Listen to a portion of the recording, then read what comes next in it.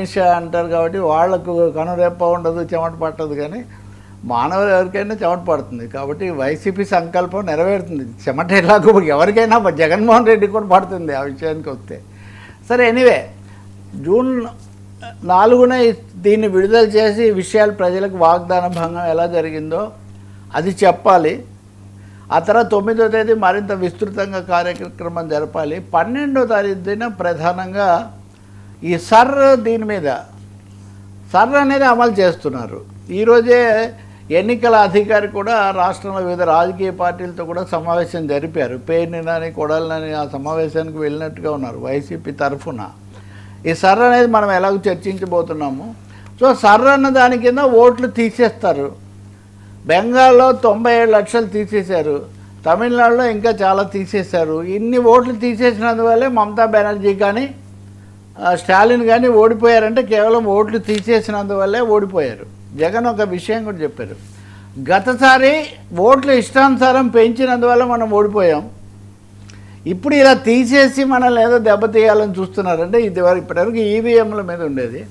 ఈవీఎంలతో పాటు ఈ ద్వారా ఓట్లు తీసేసి మన ఓట్లు తీసేసి మనల్ని ఓడించే ఒక పని చేసే అవకాశం ఉంటుంది. కాబట్టి విషయంలో ఏమాత్రం అలసత్వం లేకుండా దాని మీద పూర్తిగా దృష్టి పెట్టాలి. మూడోది, స్థానిక సంస్థల ఎన్నికలకు సిద్ధం కావాలి. ఇప్పటి నుంచి అభ్యర్థులు ఎంచుకోవాలి, ఇదంతా రెడీ అవ్వాలి.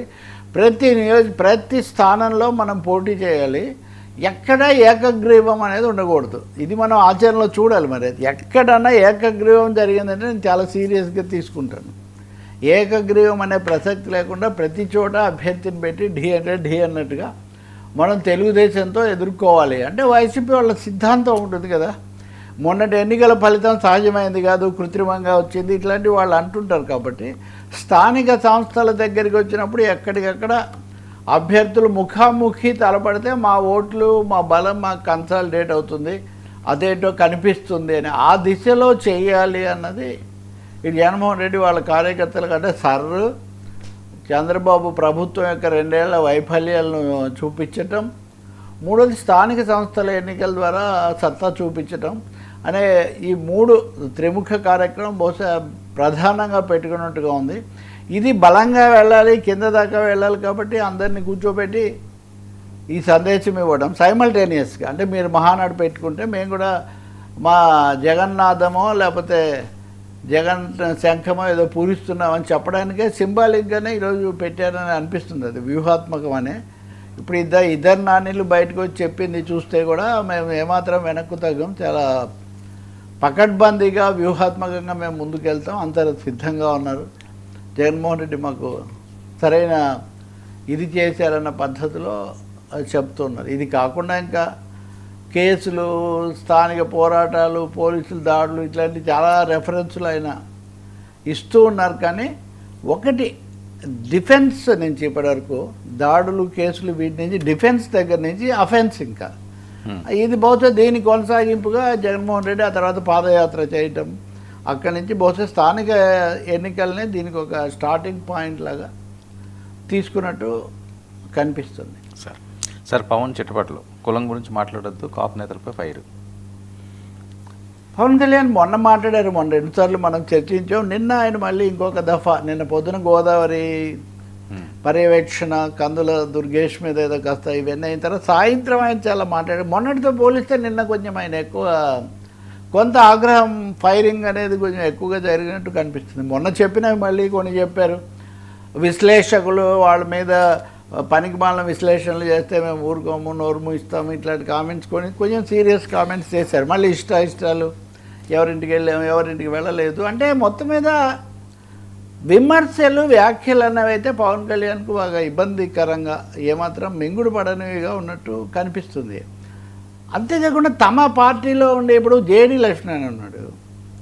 జేడీ లక్ష్మణ్ మీద కూడా కామెంట్. జేడీ లక్ష్మణ్ వాళ్ళ పార్టీలోంచి బయటికి పోయేటప్పుడు ఆయన సినిమాలు మానేశానని అన్నారు, కానీ ఇప్పుడు మళ్ళీ సినిమాల్లోకి వెళ్తున్నాను కాబట్టి నేను వెళ్ళిపోతున్నానని ఆయన ఒక మాట అన్నారు. సో అవన్నీ ఈయన మెన్షన్ చేస్తున్నారంటే కొన్ని విషయాల్లో పవన్ కళ్యాణ్ చాలా గట్టిగా గుర్తుపెట్టుకొని వాటికి స్పందిస్తున్నారు అనేది అయితే ఒకటి అర్థమవుతుంది. కానీ అన్నిటికంటే ఆశ్చర్యమో ఇదిగోండి, కులాన్ని దాటి వెళ్ళలేరా, ఈ కులాన్ని దాటి వెళ్ళలేరా అన్నది ఎక్కువగా కాపు నాయకులను గురించి మాట్లాడితే కాపు నేతలకు పవన్ కళ్యాణ్ సూటి ప్రశ్న. నేను వచ్చింది కులం కోసం కాదు, మాట్లాడితే వంగవీటి రంగాన్ని తెస్తారు. ఆయన భార్య మళ్ళీ కులం పేరు. చంద్రబాబు ఒకరి నాశనం కోరుకోరు. కాపు నేతలను నేను ఒక్క మాట అనలేదు, కానీ వారంతా ఇష్టానికి మాట్లాడారు.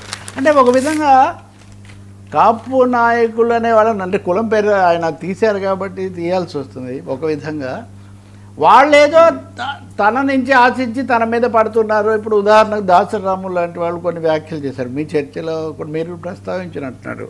వీటన్నిటి మీద ఒకటి ప్రజా జీవితంలో రాజకీయాల్లో ఉన్నప్పుడు విమర్శలు వస్తూ ఉంటాయి.